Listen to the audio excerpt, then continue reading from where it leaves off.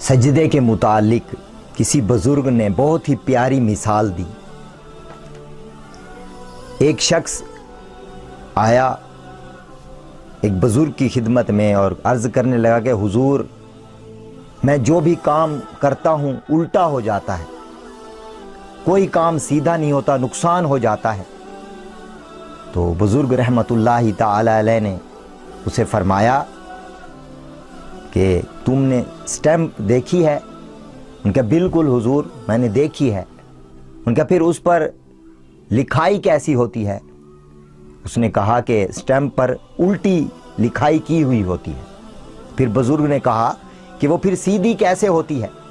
تو کہنے لگا کہ حضور، جب سٹیمپ کاغذ پر ٹیکی جاتی ہے، کاغذ پر لگائی جاتی ہے، تو الفاظ جو اس کے الٹے ہوتے ہیں وہ سیدھے چھپ کر سامنے آ جاتے ہیں۔ تو پھر آپ نے فرمایا کہ بالکل اسی طرح تمہارے سیدھے کام الٹے کام، تمہارے الٹے کام سیدھے اس طرح ہوں گے کہ جس طرح ایک سٹمپ اپنا ماتھا کاغذ پر ٹیکتی ہے تو اس کے الٹے الفاظ سیدھے ہو جاتے ہیں۔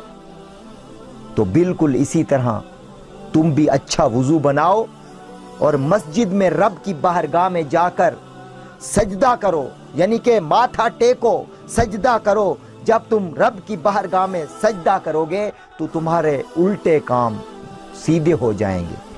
تمہارے سارے جو الٹے کام ہوتے ہیں وہ رب کریم کی رحمت سے، کیونکہ جب تم اس کی بارگاہ میں سجدہ ریز ہو جاؤ گے اور دعا کرو گے تو اللہ تعالیٰ تمہارے سارے الٹے کاموں کو سیدھا کر دے۔